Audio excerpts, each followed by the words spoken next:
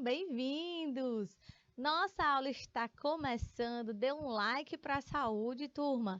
Que bom que vocês estão aqui prontos para aprender mais uma vez e conhecer, né? Movimentando essas ondas digitais aqui do canal Educação.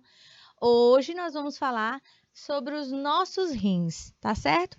Nós estávamos aqui falando sobre água, a importância da água, os benefícios da água, inclusive ressaltando que cuidar, né, da água é tão importante como usar a água ao nosso favor, né? Cuidando do nosso corpo, hidratando o nosso corpo, tomando banho, né? Fazendo esse refrescar com a nossa pele, usando a água. E por dentro, né? Hoje a gente vai falar dos nossos rins, tá bom? Vocês já devem ter ouvido falar aí a importância, né, da hidratação para os rins. E a gente fica o tempo todo brincando aqui na aula, né? Vamos beber água, nós não somos cactos. Vamos beber água, é importante que a gente beba água, que a gente se hidrate, que a gente fique bebendo água, a gente não pode sentir sede, né? Tá muito quente, a gente precisa o tempo todo repor, né? Reabastecer o nosso corpo de líquido, porque a gente está o tempo todo transpirando, suando, urinando, né? Gastando saliva. Então, são líquidos que a gente vai perdendo para o meio ambiente. Muitas vezes a gente nem percebe. E que isso também pode estar afetando aí nossos rins, tá bom? Então, hoje nós vamos falar dos nossos rins, que são os filtros naturais do nosso corpo, tá? Eu acredito que aí, né, na casa de vocês ou na escola, né, há um tempo atrás, vocês tenham conhecido o famoso filtro de barro. Quem aí chegou a conhecer o filtro de barro, né? Um tempo atrás, em todas as casas tinha, e em muitas casas ainda existem, né, o filtro de barro, onde a gente tem ali uma peça superior. Opa, cadê você? Temos aqui, né, uma peça superior e temos aqui outra peça inferior, né? Aqui o pezinho do filtro. Aqui tem a mangueirinha, onde vai sair a torneira. E aqui em cima, turma, temos dois filtros, não é verdade? Onde vai ter a passagem de água e a gente vai poder aqui beber a água limpa, própria para o consumo. Mas, turma, isso é uma forma, né, que o homem inventou para a gente poder consumir a água limpa, a água pura, certo? Sem resíduos, sem contaminação, sem nenhum tipo de forma, né, que vá nos dar algum tipo de doença. E isso também acontece no nosso corpo. Nós temos uma composição de líquido e de sangue, né, de água e de sangue no nosso corpo, passeando por todos os nossos sistemas, né, por todo o nosso corpo, entre as nossas células. E quem é que faz a filtragem do que é bom e do que é ruim? Quem é que vai fazer a filtragem do sangue sujo, né? Ou tóxico, ou das toxinas, para aquilo que deve ficar e para o que deve sair do corpo, do que deve ser eliminado? Como eu disse para vocês no início da aula, nossos rins, tá bom, turma? E quando não temos rins, quem vai fazer? A máquina de hemodiálise, né? Que a máquina de hemodiálise é utilizada para a filtragem, né? Quando não temos rins. Até ali nós vamos chegar ainda nessa conversa, só estou antecipando um pouquinho nossa aula. Então, nós vamos hoje discutir, tá bom? Construir um folheto informativo com propostas de hábitos que prejudicam ou que colaboram para o bom funcionamento da saúde dos rins, tá bom? E a gente vai discutindo, resolvendo questões durante a nossa aula. Então, eu espero que vocês possam aí, né, construir um cartaz, um folheto informativo, construir um mural dentro da escola, para que não só vocês de sala de aula, mas também colaboradores, outros professores, os pais, a comunidade que forem visitar a escola, vejam a importância do cuidado com nossos rins, tá certo? Então, vamos lá. Os rins, né, turma? Os filtros do corpo. Deixe que a água limpe os filtros, né, da sua máquina. Ou seja, quem é a máquina? O corpo, né? E quem é que vai filtrar esse corpo? O rim, né? Ou os rins, porque nós, naturalmente, nascemos com dois, tá certo? Dois rins, o rim esquerdo e o rim direito, tá bom? Então, naturalmente, todos nós temos dois rins. Acontece, turma, que por algum motivo, alguma pessoa pode também sobreviver ou viver tranquilamente com apenas um rim, tá bom? Então, pode ser que aconteça essa necessidade de que essa pessoa viva ou sobreviva com apenas um rim e tranquilamente, vida que segue de boa. Claro que tendo algum controle, tendo cuidados, né? Sabendo ali que precisa cuidar muito bem daquele filho único, tá bom? Então, vamos começar hoje falando das características e funções dos rins. Eu acredito que vocês já devem ter acompanhado ou assistido alguma notícia ou algum médico, né, falando de rins, né, dos rins. Então, vocês vão tentar aqui acompanhar junto comigo nessa aula sobre as características e as principais funções dos rins.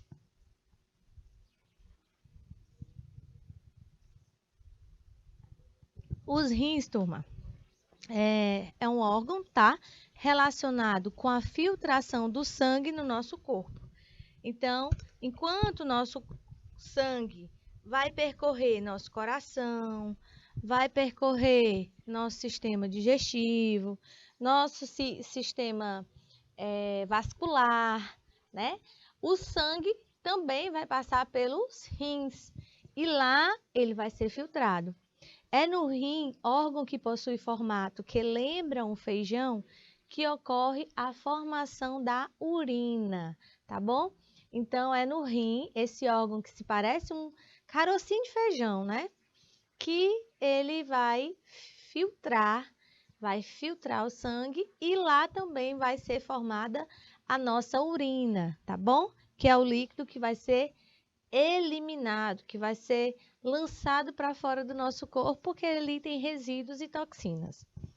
Então, turma, inicialmente a gente vai aprender aqui um pouco sobre a estrutura dos rins, tá bom? Vocês já devem ter ouvido falar das glândulas suprarrenais. Como o próprio nome já diz, supra fica acima, né? Supra, acima, renais dos rins, certo? Então, essas glândulas são essas duas partezinhas que ficam na parte superior do nosso rim, certo? As suprarrenais também são conhecidas como adrenais e são duas glândulas que, como diz o nome, localizam-se em cima dos rins. As adrenais exercem importantes funções no organismo através da produção de seus hormônios.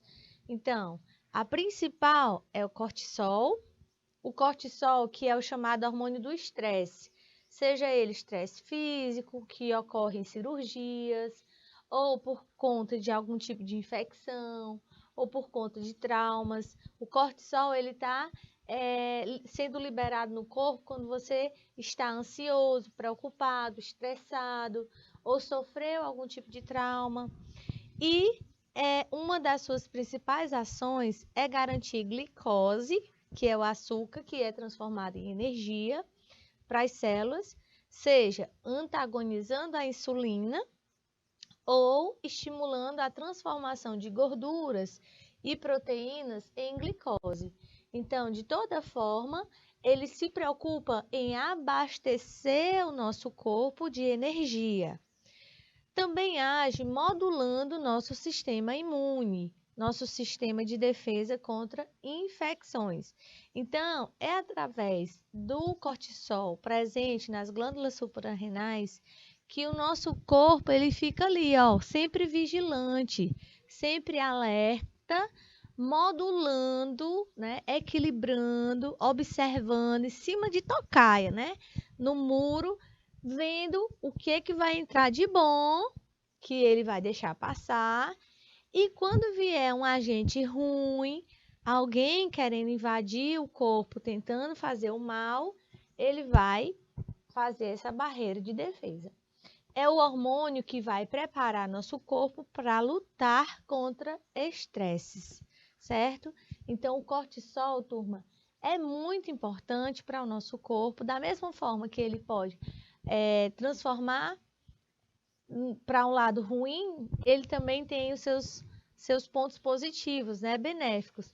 Um deles, turma, é exatamente esse, agir, né, na hora do impedimento de uma bactéria, um vírus, né, ou algum tipo de vírus contaminante, algum tipo de corpo estranho, maligno, né, tentando invadir o nosso corpo. Beleza, turma?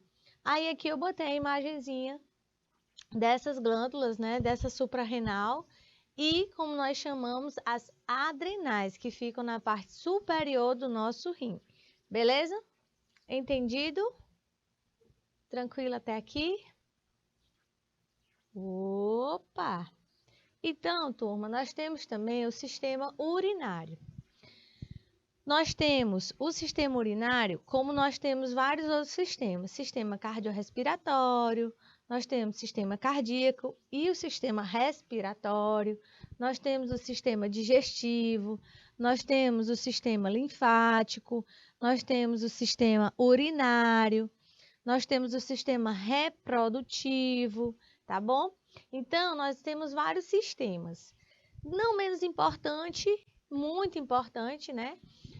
Nós temos o sistema urinário, que ele tem como funções a filtragem do nosso sangue, a formação da urina, que é uma substância amarelada rica em produtos tóxicos e que se apresentavam em excesso no organismo. Então, a partir da filtragem do nosso sangue, o nosso sangue, turma, ele percorre tudo que tiver de capilar. Da ponta do dedinho do pé até a ponta do fio do cabelo, né? Não, da ponta do fio do cabelo não, mas até a ponta da cabeça vai ter sangue. Então, porque no cabelo não tem sangue, né? Foi só uma brincadeirinha. Hã? Do couro cabeludo. Muito bem, obrigada, Júnior.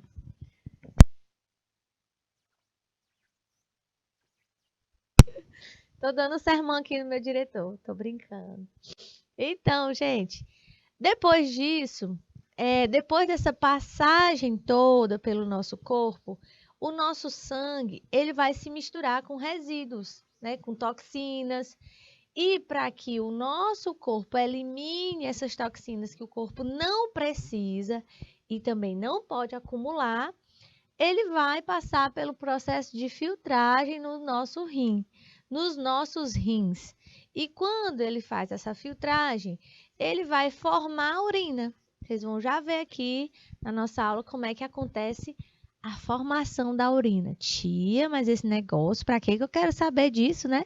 Porque você vai ver que quando você urinar de uma forma diferente, que não é o normal, você precisa ficar esperto, né? Você precisa ter consciência que assim é normal e assim não é normal, tá bom?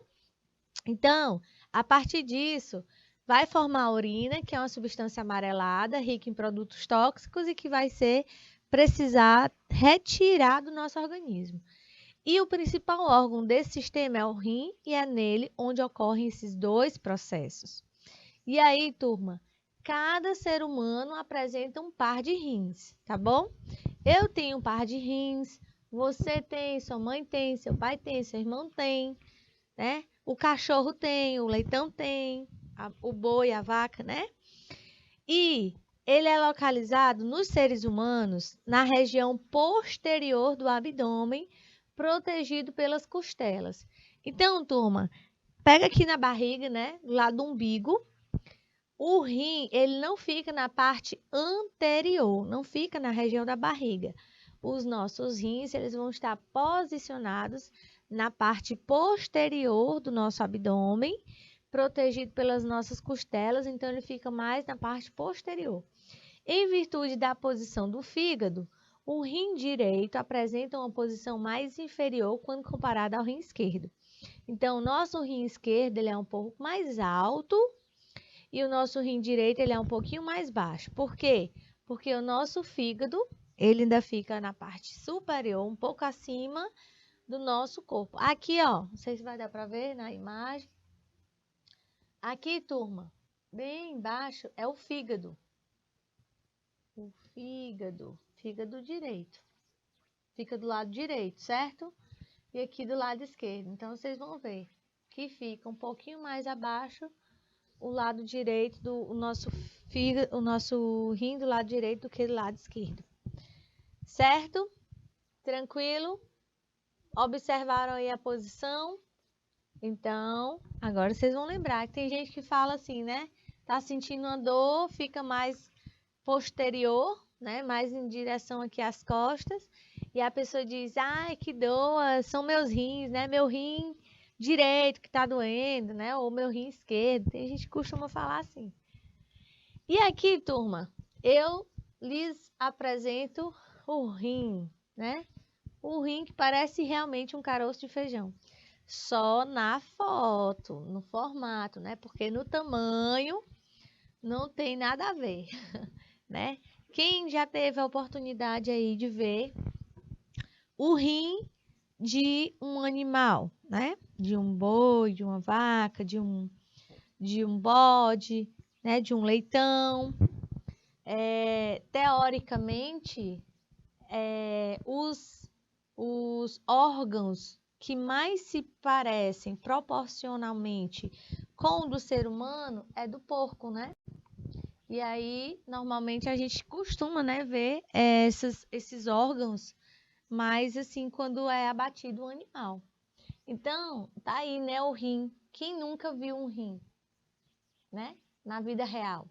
Os rins, eles possuem uma coloração castanho avermelhado e o formato que lembra um grande feijão com uma borda convexa e uma região côncava por onde penetram a artéria e a veia renal. Em indivíduos adultos, essa estrutura apresenta cerca de 12 centímetros de comprimento e 6 centímetros de largura. Cadê? Olha aí, turma. Imaginem vocês. Vejam aí uma régua. Vejam aí numa régua, né? 12 centímetros de comprimento com 6 de largura. E alguns autores gostam de afirmar que o órgão apresenta o tamanho de uma mão fechada. Mas eu não corroboro não, né, com essa informação. Vou deixar aí um minutinho na tela, né, enquanto vocês traçam aí uma medida, teoricamente, né, de um rim. E já já a gente volta para a gente continuar essa discussão aqui, beleza, turma?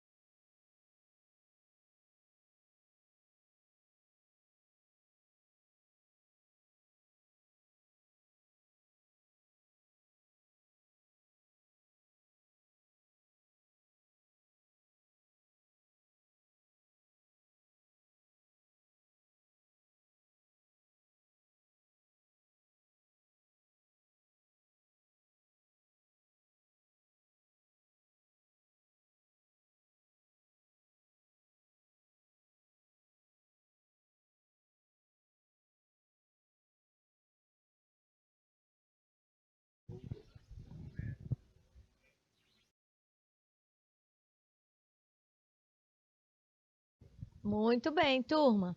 Então vamos lá, né? Quais são os dois principais motivos pelos quais uma pessoa pode ter um único rim? Como eu disse para vocês no começo da nossa aula, naturalmente todo ser humano tem um par de rins, certo? Mas podem acontecer alguns casos em que uma pessoa pode ter um rim apenas, um único rim, né? Então, o indivíduo ele pode ter um dos seus rins retirados durante uma operação para tratar uma lesão ou uma doença, como por exemplo o câncer. Pode ser, turma, que uma pessoa teve um tumor maligno em apenas um rim, né? Ou no rim direito ou no rim esquerdo. Ou que as células, né, tumorais, elas atingiram um lado que chegou até o rim. E aí pode ser necessário a retirada desse órgão para poder tratar. Então, nesse caso, o rim ele pode ser retirado por conta de tratar uma lesão, né, de tratar algum tipo de doença. Ou a pessoa pode ter nascido com apenas um rim, que é uma condição conhecida como agenesia renal, tá?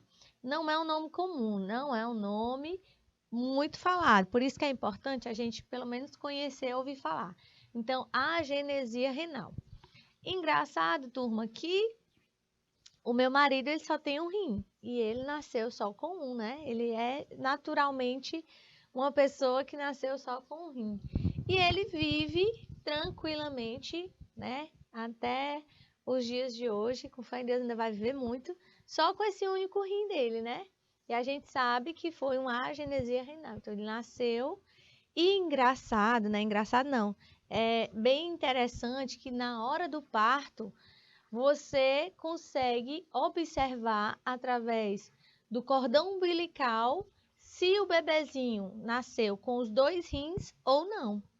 Então, ali no cordão umbilical, a gente consegue olhar, né, no momento que é feito o corte, né, a divisão ali entre a mãe e o bebê, e você consegue observar se tiver ali, né, os dois vasos e a artéria, a gente consegue identificar se tem dois rins ou não o bebê, né? A gente consegue identificar porque ali é aquela transmissão, aquela passagem no cordão umbilical do material da mãe, né? Do sangue da mãe para o bebezinho. E aqui, turma, coloquei para vocês exatamente a apresentação de um rim. Externamente, o rim apresenta uma cápsula que o protege e mantém-no na sua devida posição, tá bom? Então, se vocês ainda não tiverem visto até hoje, né, pego em um rim, né, de um animal, esse rim ele é envolto de uma película, né? O que torna ele bem denso, com essa estrutura, que ela tem esse formato e esse formato não se dissolve. É uma película bem protetora. E temos também camadas, certo? Internamente é possível distinguir as três principais partes, que são o córtex, a medula e a pelve renal. Aí aqui, turma, eu coloquei para vocês bem dividido, né? Para vocês poderem observar a estrutura desse rim. Temos aí a cápsula, como eu disse para vocês, que é essa película que vai proteger o rim. Aí nós vamos ter, turma, a parte do córtex, também a parte ali da medula e a pelve, que cada um, e a pirâmide, né? Que cada uma estrutura vai ter a sua importância, vai ter a sua função, e tudo é muito importante. Cada detalhe, cada passo, né, dessa estrutura faz muita diferença. A gente vai começar a falar do córtex. Olha aqui, turma. Vamos começar aqui do córtex, né? Que é essa estrutura aqui. O córtex é a porção mais externa do rim. Localiza-se logo abaixo da cápsula renal. Então, turma, vocês vão ver aqui, ó, o córtex, que é a parte mais externa, tá? A camada mais de fora do rim, que fica logo depois da cápsula. Vocês estão percebendo que nós temos a cápsula aqui, ó, nesse ao redor, né? Como se a gente visse aqui, ó, o ao redor. Beleza? Tranquilo. Avançando, né? Então, nessa região estão localizados os néfrons, que são as estruturas funcionais do rim, onde ocorre a formação da urina. Cada néfron é formado por um glomérulo localizado no interior de uma cápsula e pelo túbulo néfrico, que é a região da cápsula que ocorre a filtração do sangue. Então, turma, é nessa região que vocês estão vendo, chamado de quê? Córtex, que é formado a urina, tá bom? Vou escrever formação. Opa! Tu presta atenção aí hoje, viu, Júnior? Da urina. Aê! Certo? No córtex que acontece a formação da urina. Já já vocês vão ver como é que forma a urina aqui no nosso rim, tá bom? Beleza, turma? Formação da urina. Então, é na região da cápsula que vai ocorrer a filtração, né, do sangue. Aí a gente desce para medula. Eita, olha aqui, turma. Onde é que está a medula, teacher?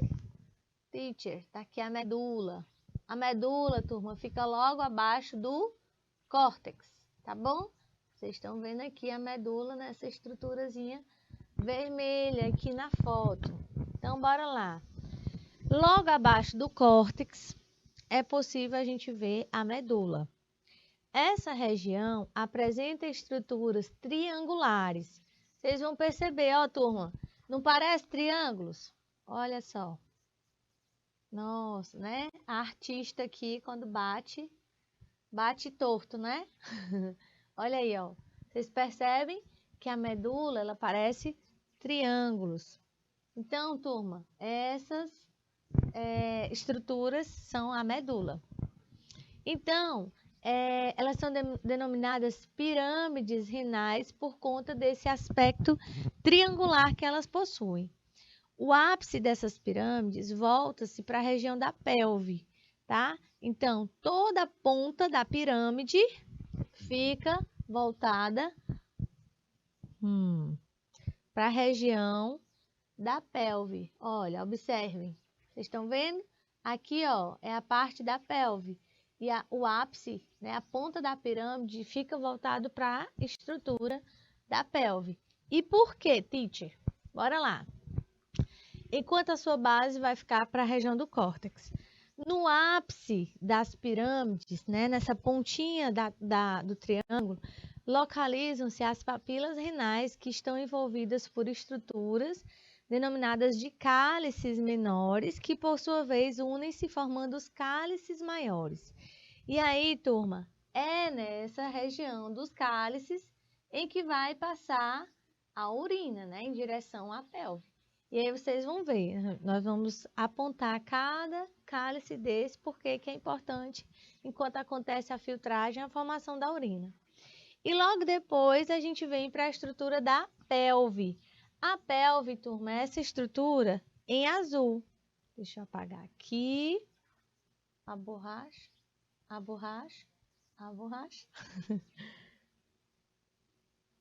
nem a TV tá me aguentando hoje, né? Olha aqui.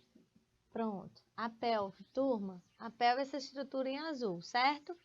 E aqui, meus amores, é formado pela junção de 2 ou 3 cálices maiores. Nessa região pode ser formado os famosos cálculos renais, né? Por aqui que várias pessoas sentem muitas dores quando se formam os cálculos renais, né? Aqui são os cálices menores, vocês estão vendo? E aqui são os cálices maiores. Beleza, turma? E aqui, muitas vezes, as pedrinhas se formam, né? Que dentre elas vão passando matando um de dor, né? Quem já ouviu falar aí sobre cálculo renal? Quem já ouviu falar de cálculo renal já imagina aí a dor, né, e o sofrimento de quem já ouviu falar ou de quem já passou por isso. Também conhecido como pedras nos rins, né? O que é que fulano tem? Tá sofrendo lá com pedra nos rins, né? Então as pedras, os cálculos, eles estão aí nessa região, que se destacam pela grande dor gerada nos pacientes que os possuem. Os cálculos também podem ser formados na região dos cálices. Então, tanto na região dos cálices menores, maiores, como na região da pelve, são onde se formam os cálculos renais, né? Então, turma, tá aí explicando cada estrutura, enquanto vocês podem fazer o print, ou copiar, ou fazer a perguntinha de vocês. Ora, certo? Eu vou deixar aí um minutinho, tá bom? Para vocês copiarem, mas eu tô aqui desse lado e já já a gente volta, tá bom? Um minutinho aí e já já a gente volta.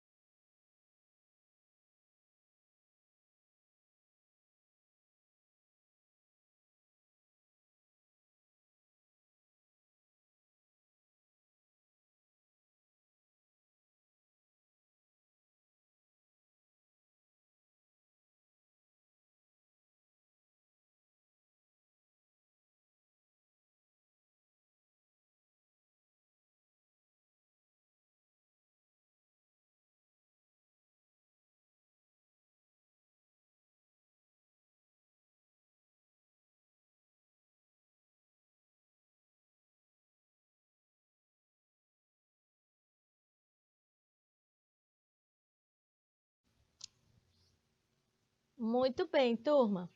Fechando aqui nossa aula, né? O início da nossa aula, a gente vai mostrar para vocês a formação da urina num corte, né? Numa imagem de corte aqui do nosso rim.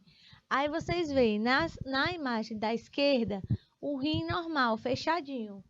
E no rim da direita tem uma vista interna, como se o rim tivesse sido cortado. E aqui, turma, a formação da urina na região dos cálices, né? Vocês lembram que eu falei? Olha as pirâmides aqui, ó. A medula, né? Vocês lembram que a gente falou da medula? Formando aí as pirâmides, né? As pirâmides renais também, chamadas de pirâmides, porque elas têm o formato triangular, certo? Então, é justamente nessa região onde se forma a nossa urina. E logo depois vai descer para os cálices menores, para os cálices maiores e vai descer a urina pelos uréteres até chegar na bexiga e depois ser liberada, né? Ser retirada do nosso organismo. Ó, beleza?